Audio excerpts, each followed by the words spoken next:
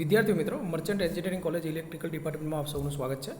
આજના લેક્ચરમાં આપણે મેઝરમેન્ટની અંદર છઠ્ઠું ચેપ્ટર સ્ટાર્ટ કરી રહ્યા છે. આપણે ફર્સ્ટ અને સેકન્ડ ચેપ્ટર કમ્પ્લીટ થઈ ગયા છે, પણ ખૂબ જ નાનું એવું ચેપ્ટર છે, તો આપણે વાત કરી લઈએ કે જેમાંથી 2-3 થિયરી ઇમ્પોર્ટન્ટ છે. ઓકે, તો લાસ્ટ ચેપ્ટર છે આપણું આ ડિસ્પ્લે ડિવાઇસીસ. એકચ્યુઅલી આપણું થર્ડ ચેપ્ટર ભણવા માટે અને જીટીયુની અંદર લાસ્ટ ચેપ્ટર હશે 6 નંબરનું. ઓકે, જેમાં છે ડિસ્પ્લે ડિવાઇસીસ. તમને નામ સાંભળીને ખબર પડશે, ડિસ્પ્લે ડિવાઇસીસ એટલે કે એવી ડિવાઇસ કે જે આપણને ડિસ્પ્લેના ફોર્મેટમાં હોય, કે જે ડિજિટલ ફોર્મેટમાં હોય, કે જે આપણને કોઈ નંબર્સ, જે પણ ક્વોન્ટિટી આપણે મેઝર કરવાની હોય એના આપણને કોઈ એક નંબર્સની અંદર રિઝલ્ટ આપતું હોય. ઓકે, અને એવું જ આપણે એક ઇન્સ્ટ્રુમેન્ટ આપણે ભણી રહ્યા છે, ડિજિટલ વોલ્ટમીટર, કે જે એને શોર્ટ ફોર્મમાં ડીવીએમ પણ બધા બોલતા હોય છે. ઓકે, હવે ડીવીએમ છે ને ખૂબ જ ઇમ્પોર્ટન્ટ એવો પોઈન્ટ છે અને ખૂબ જ આઈએમપી ક્વેશ્ચન છે. ઓકે, તો એના વિશે આપણે સમજીએ. તો ડીવીએમ છે શું? તો કે digital voltmeter is the instrument which convert the analogue voltage signal into the digital form. તો કે એવું આપણે મીટર છે કે જે આપણને એનાલોગ વોલ્ટેજ સિગ્નલનું ડિજિટલ ફોર્મના અંદર કન્વર્ટ કરીને આપશે વોલ્ટેજની અંદર, અને એનાલોગ વોલ્ટેજ ડીસી વોલ્ટેજ માપીને આપણને આપશે. Digital voltmeter use to measure the analogue DC voltage. Okay, ચલો, એટલે મીન્સ કે આપણને ડિસ્પ્લેની અંદર રિઝલ્ટ મળશે, ડિફ્લેક્શનવાળા ઇન્સ્ટ્રુમેન્ટ નહીં. હવે આ ડીવીએમ કેમ વાપરવા જોઈએ? તો કે એના કંઈક એડવાન્ટેજ હશે તો આપણે એ વસ્તુ શીખીએ. તો જો, તો કે એડવાન્ટેજ ઓફ ડીવીએમ શું છે? તો કે હાયર એક્યુરેસી છે, એના રિઝોલ્યુશન સારા છે. બીજું, ગ્રેટર સ્પીડ છે, મીન્સ કે માપતી વખતે તરત જ રિફ્લેક્ટ કરશે, કોઈ નો પેરેલેક્સની જરૂર નથી. રિડ્યુસ હ્યુમન એરર, કારણ કે રીડિંગ જ લેવાનું છે. આમ તો જો પોઇન્ટરવાળા ડિફ્લેક્શનવાળા આપણે એનાલોગ મીટર હોય તો એની અંદર હ્યુમન એરરની ઘણી બધી શક્યતાઓ છે. હું તો એવું વિચારું છું કે ખૂબ જ વધારે શક્યતાઓ છે હ્યુમન એરરની, કારણ કે ઘણા બધાને જો એ રીડિંગ ચેક કરતા ના આવડતું હોય, ઓકે, તો પ્રોબ્લેમ થાય. તો હવે આમાં તો નંબર જ વાંચવાનો છે, સીધું હ્યુમન એરર આમાં રિડ્યુસ થઈ જશે. બીજું, compatibility with other digital equipment for the further processing and recording. Most important મિત્રો એડવાન્ટેજ કયો છે ખબર છે ડીવીએમનો? આ જ છે કે ડિજિટલ મીટર હોય ને એને તમે, હવે તો જો તમને ખ્યાલ છે યુએસબીથી બીજા જગ્યાએ કનેક્ટ થઈ શકે, વાઈફાઈ છે, હોટસ્પોટ છે, બહુ બધા એવા હવે એના ફીચર્સ આવી ગયા છે કે જે બીજા સાથે ફર્ધર પ્રોસેસિંગ અને રેકોર્ડિંગ માટે યુઝ થઈ શકે. તો આમાં કમ્પેટેબિલિટી છે કે ડિજિટલ મીટર હોય તો એમાં ફર્ધર એટલે કે આગળની પ્રોસેસો માટે, રેકોર્ડિંગ માટે તમે આને વાપરી શકો છો. તો હવે આપણે વાત કરીએ કે ચલો ડીવીએમ છે તો બ્લોક ડાયાગ્રામ ઓફ ડીવીએમ શું થાય. ઓકે, તો ડીવીએમનો બ્લોક ડાયાગ્રામ આપણે સમજીએ. તમને સ્ક્રીન ઉપર દેખાતું હશે સારી રીતે. ચલો, તો બ્લોક ડાયાગ્રામ ઓફ ડીવીએમ જોઈએ. તો કે નોર્મલી 3 માર્કમાં ડીવીએમનો ક્વેશ્ચન પૂછાય ને તો આપણે આ થોડી મેથડ આપણે આગળ એડવાન્ટેજ લખ્યું, એની ડેફિનેશન જેવું લખ્યું, અને આ બ્લોક ડાયાગ્રામ છે એવું તમે લખીને મૂકી શકો. કે any digital instrument require analog to digital converter at its input. His the first block of the general DVM is ADC. Normally આપણું મેઇન પર્પઝ શું છે કે વોલ્ટેજ તો આપણે માપી લઈએ છીએ, પણ આ શું છે? ડિજિટલ વોલ્ટમીટર છે. તો સૌથી પહેલાં મારે શું કરવું પડશે? એનું analogue to digital converter ADC block સૌથી પહેલાં આવશે, જે આગળ મારે ઇનપુટ આપવાનું છે. ઓકે, તો આ મારો રહી ગયો ઇનપુટ, અને આ રેફરન્સ વોલ્ટેજ છે, અને આ આવી ગયો મારો analogue to digital converter ADC. Okay, ચલો, હા, હવે તમે સારી રીતે દેખી શકતા હશો. હવે આ એડીસીના બ્લોક પછી શું આવશે? તો કે ભાઈ સિગ્નલ પ્રોસેસિંગ આવશે. હવે સિગ્નલ પ્રોસેસિંગ શું છે તો જુઓ, સમજીએ. તો કે ભાઈ every ADC require a reference. કોઈ બી analog to digital converter form હોય એને પહેલાં તો રેફરન્સ સિગ્નલ જોઈએ, and the reference is generated internally and the reference generator circuitry depends on the type of ADC technique. હવે આ રેફરન્સ સિગ્નલ આપણે કેવી રીતે જનરેટ કરીએ? તો કે ડિપેન્ડ કરે છે કે એડીસીની ટેકનિક આપણે કઈ યુઝ કરી રહ્યા છે. ક્યાંક ઇન્ટરનલ જનરેટર હોય, ઇન્ટરનલ જનરેટર સર્કિટ હોય, ઓકે, એ રીતે જુદી જુદી રીતે આપણે રેફરન્સ સિગ્નલ જનરેટ કરી શકીએ. અને ધ આઉટપુટ ઓફ એડીસી, હવે જે એડીસીનું આઉટપુટ આવશે શેમાં આવશે? સિગ્નલ પ્રોસેસિંગમાં આવશે. કે ADC is decoded and the signal is proceed in the decoding stage. Such as the decoding is generally to drive the 7 segment display.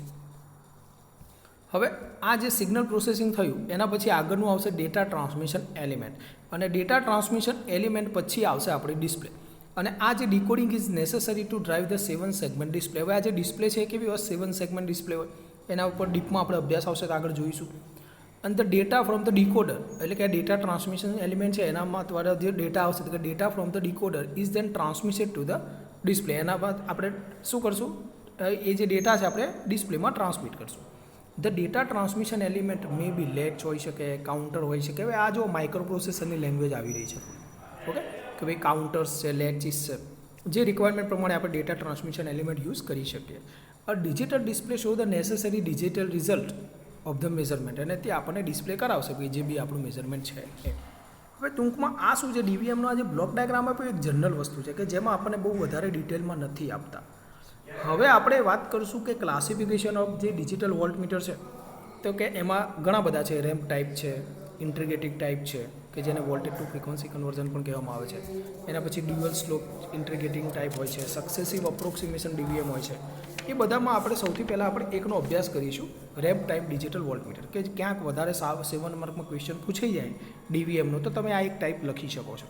Okay, અત્યાર સુધી પર્સનલી કદી રેમ્પ ટાઈપ લખો કે આ લખો એવું પૂછાયું નથી, તો છતાં આપણે જોઈ લઈએ ડિટેલમાં.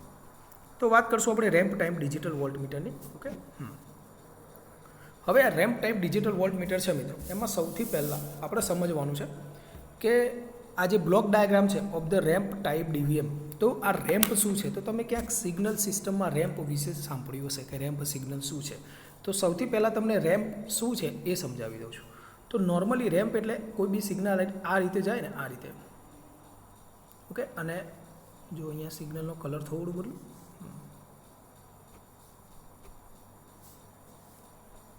ઓકે, આ જો આ જે છે ને આ અને આમ એ છે ને એ સિગ્નલ છે.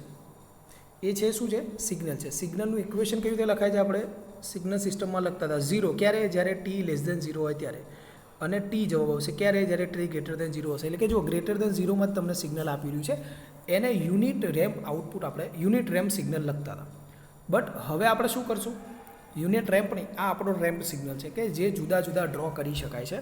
ફરીવાર કઈ રીતે કરી શકાય છે? આપણે રેડ જ લઈશું એટલે વધારે સારું લાગે છે. ઓકે, તો કે એક આ રીતે પણ એને ડ્રો કરી શકાય છે. ઓકે, બીજું એક આ રીતે પણ ડ્રો કરી શકાય છે. ત્રીજું એક આ રીતે પણ તમે એને ડ્રો કરી શકો છો. ઓકે, એટલે કે ડિક્રીઝમાં પણ હોઈ શકે છે. તો કે જુદા જુદા રેમ્પ ઇનપુટ્સ આવતા હોય છે. તો એ કઈ વાત થઈ. અને આ રેમ્પ ટાઈપ ડીવીએમ છે. ઓકે, ચલો તો સૌથી પહેલાં કયા કયા બ્લોક છે એના વિશે ચર્ચા કરી લઈએ. તો કે પહેલાં છે ડીસી ઇનપુટ વોલ્ટેજ. અહીંયાથી આપણે ડીસી ઇનપુટ વોલ્ટેજ આપીશું, અને આ છે રેન્જિંગ એન્ડ એટેન્યુટર. ઓકે, એટલે કે ટૂંકમાં આપણે અહીંયાથી શું આપીશું? ઇનપુટ આપીશું. અહીંયાથી શું આપીશું? ઇનપુટ આપીશું. ઓકે, ચલો અહીંયા શું થશે? રેન્જિંગ એન્ડ એટેન્યુટર બ્લોક છે. ઓકે, જે અહીંયા આપણે ઇનપુટ કમ્પેરિટરમાં એ સિગ્નલ જઈ રહ્યો છે. ઇનપુટ કમ્પેરિટરમાં એ સિગ્નલ જઈ રહ્યો છે. ઓકે, ચલો હવે બીજું એક ઇનપુટ આવી રહ્યું છે અહીંયા નીચેની સાઈડથી. જુઓ અહીંયા એક નીચેની સાઈડથી. ઓકે, કે જે છે રેમ્પ જનરેટર. જે છે રેમ્પ જનરેટર, કે શું કરશે? Generating the waveform of ramp. Okay, ચલો એના પછી આ જે ઇનપુટ કમ્પેરિટર ઇનપુટ કમ્પેર કરીને આપે, એના પછી અહીંયા ગેટની અંદર સિગ્નલ જઈ રહ્યા છે. ગેટની અંદર સિગ્નલ જઈ રહ્યા છે. હવે ગેટની અંદર જે સિગ્નલ જઈ રહ્યા છે એમાં એક આ ઓસિલેટર્સ દ્વારા આવી રહ્યો છે સિગ્નલ, કે જે સ્ટાર્ટ સિગ્નલ હશે. ઓકે, એટલે કે એ વખતે આપણા ઓસિલેટર થ્રુ આપણા પલ્સ જશે, એ તમને કહું છું પછી. અને બીજું હશે એક આ ગ્રાઉન્ડ કમ્પેરેટર. ગ્રાઉન્ડ કમ્પેરેટરમાંથી એક સિગ્નલ જશે જે સ્ટોપ સિગ્નલ હોય છે. જે કેવું હોય છે? સ્ટોપ સિગ્નલ હોય છે. ઓકે, ચલો બીજું તમને એવું લાગે કે સાહેબ આ શેનો બ્લોક છે? તો કે સેમ્પલ રેટ મલ્ટીવાઇબ્રેટર છે રેમ્પ જનરેટરને અને કાઉન્ટરને બંનેને રિબૂટ કરવા માટે અથવા તો રીસેટ કરવા માટે વાપરવામાં આવે છે. ઓકે, ચલો હવે પહેલેથી ફરી વાર શરૂઆત કરીએ જેથી વધારે મજા આવે. ચલો અહીંયાથી આપણે ઇનપુટ આપ્યું. ઓકે, આ શું કરશે? Ranging and attenuator. ધારો કે આપણો ઇનપુટ મોટો હોય તો એને નાનો કરી દેશે, નાનો હોય તો એમ્પ્લીફાય કરી દેશે. એટલે કે ઇનપુટને સેટ કરશે કમ્પેરિટરની વેલ્યુના માટે. હવે અહીંયા જે આવ્યું છે ઇનપુટ કમ્પેરેટર, કે જે મારો ઇનપુટ છે, જે મારે મેઝર કરવાનું છે, જે મારે શોધવાનું છે, જે મારી મેઝરિંગ ક્વોન્ટિટી છે, અહીંયા આવશે. ચલો બીજું તો કે આ આવ્યું છે. આ નીચે બીજો જે ઇનપુટ છે આનો, એ શું છે? ઇનપુટ રેમ્પ છે. શું છે મિત્રો? રેમ્પ છે. એ ઇનપુટ શું છે? રેમ્પ છે. ઓકે, હવે અહીંયાથી સિગ્નલ ક્યારે જનરેટ થશે? તો જો સમજો, શાંતિથી કહું છું. જ્યારે મારું રેમ્પ વધારે હશે. કોની સાપેક્ષમાં? ઇનપુટની સાપેક્ષમાં. એટલે કે ઇનપુટ કેવું હશે? ઓછું હશે. ઓકે, એ વખતે મને કોઈ પલ્સ મળશે નહીં. મીન્સ કે અહીંયાથી પલ્સ નહીં આવે. કેમ? કારણ કે આ જે નીચેથી રેમ્પ આવે છે એ સિગ્નલ મોટો છે, આપણું ઇનપુટ નાનું છે. ઓકે, ચલો એક વાત થઈ ગઈ. હવે ધીમે ધીમે મારું જે રેમ્પ છે એ ઓછો થશે અને મારું ઇનપુટ છે એ વધશે. તો એ વખતે મને સિગ્નલ મળશે અને અહીંયાથી સિગ્નલ આવશે. ઓકે, સાંભળી લીધું? ઓકે, ચલો હવે અહીંયા એક સિગ્નલ આવી ગયો. હવે હું બધું ચેકું છું કારણ કે સ્ક્રીન ભરાઈ ગઈ છે. ચલો ચેક કરી દીધું. ફરી હવે અહીંયા મારો ઇનપુટ સિગ્નલની ક્વોન્ટિટી વધશે એવો મને અહીંયા પલ્સ મળશે અને ગેટની અંદર સિગ્નલ મળશે. ગેટની અંદર સિગ્નલ મળશે એટલે ગેટ શું થશે મિત્રો? ગેટ મિત્રો ઓપન થાય. ગેટ શું થાય? ઓપન થાય. ગેટ જેવું ઓપન થશે એવું ઓસિલેટરમાંથી આ રીતના એક પલ્સ આવતા હશે. એ પલ્સ ગેટ ઓપન થયો એટલે સીધા અંદર જતા રહેશે. એટલે કે ગેટ ખુલે ત્યારે ઓસિલેટર પલ્સ સીધા કાઉન્ટરમાં જતા રહેશે. ઓકે, અને કાઉન્ટર શું કરશે? એને ગણશે. સિમ્પલ કામ છે. ઓકે, અને કાઉન્ટર શું કરશે? એ પલ્સને કાઉન્ટ કરશે કે ભાઈ કેટલા પલ્સ પસાર થયા અને મારું ડિજિટલી રીડ કરે એને આઉટપુટ કહેવાય. ઓકે, ચલો તો આ સિસ્ટમ થઈ. તમે કહો સાહેબ આ બધું નીચે શું છે ભાઈ? આ નીચે શું છે? આ બધું નીચે શું છે? તો એ સમજાવું છું નીચે શું છે. હવે અહીંયા એક જે સિગ્નલ મળતું હતું મિત્રો રેમ્પનું, એ અહીંયાથી જ આવતું હતું, રેમ્પ જનરેટરમાંથી આવતું હતું. ઓકે, હવે રેમ્પ સિગ્નલ જનરેટ કરશે અને અહીંયા ઉપર આપશે. ચલો હવે રહી વાત કોની? Sample rate multivibrator. તો મેં તમને કીધું કે રેમ્પ જનરેટર અને કાઉન્ટરને રિફ્રેશ કરવા, રિબૂટ કરવા માટે કે રીસેટ કરવા માટે. હવે છેલ્લી એક વાત બાકી રહી છે આ ગ્રાઉન્ડ કમ્પેરેટરની. તમે કહો સાહેબ આ ગ્રાઉન્ડ કમ્પેરેટર શું કરતું હશે? અને એનો સિગ્નલ પણ પાછો ગેટમાં જઈ જ રહ્યો છે. તો કે એ શું છે? ચિંતા ના કરો, એ ગેટ સિગ્નલ છે. આપણે જુઓ ગેટ ઓપન તો કરાય ઉપરથી ઇનપુટ કમ્પેરેટરમાંથી, પણ હવે ગેટ સ્ટોપ કોણ કરાવશે? તો કે એ આ ગ્રાઉન્ડ કમ્પેરેટરમાંથી આવશે. એ ક્યાંથી આવશે? ગ્રાઉન્ડ કમ્પેરેટરમાંથી આવશે. હવે સ્ટોપ સિગ્નલ ક્યારે જનરેટ થશે ભાઈ? તો જુઓ આપણે વાત કરીએ હાલ તો કે આ શું કરશે? તો કે ગ્રાઉન્ડ અને રેમ્પ એ બેનું કમ્પેરિઝન કોણ કરે છે? તો કે આ ગ્રાઉન્ડ કમ્પેરેટર કરે છે.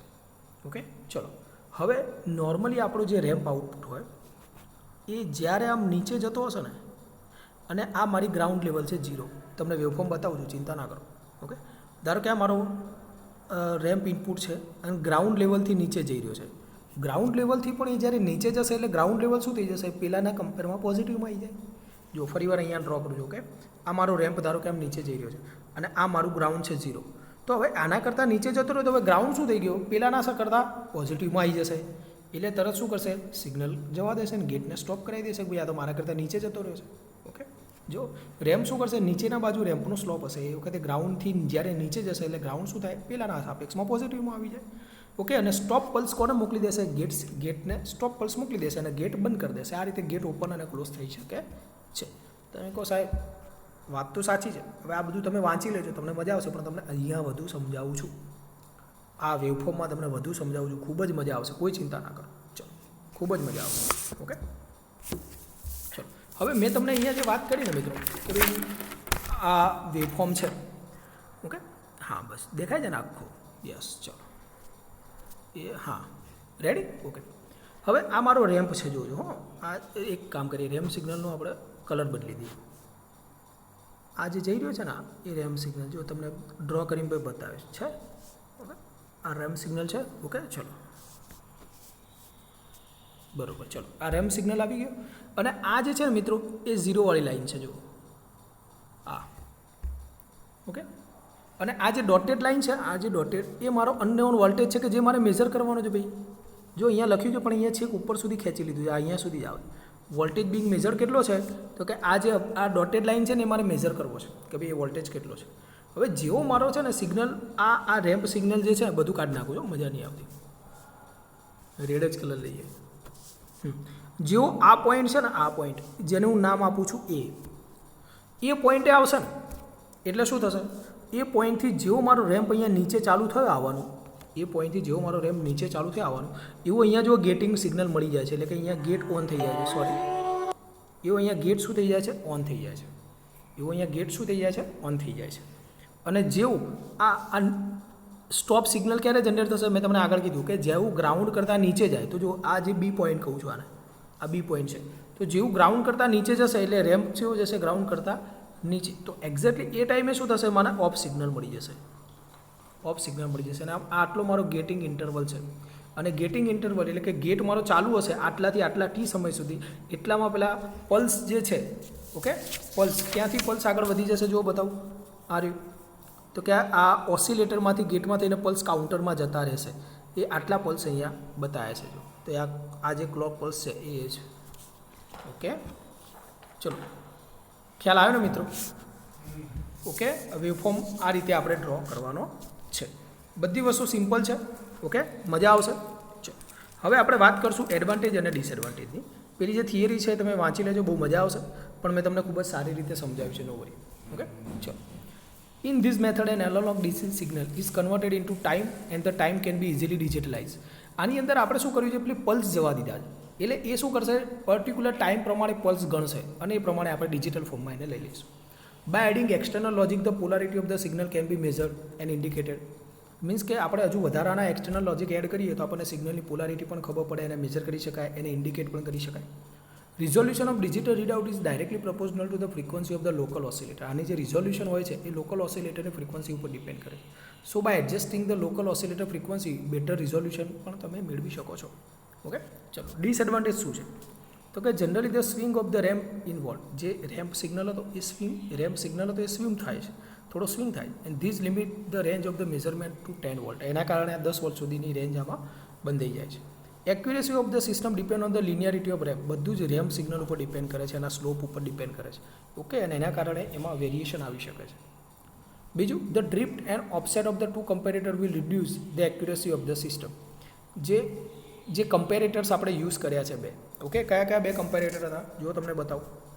એક ગ્રાઉન્ડ કમ્પેરેટર છે અને એક ઇનપુટ કમ્પેરેટર છે. આ બંને કમ્પેરેટર આપણે યુઝ કર્યા છે અને એની જે ડ્રિફ્ટ હોય, એના જે ઓફસેટ્સ હોય, એના કારણે એક્યુરેસી રિડ્યુસ થતી હોય છે.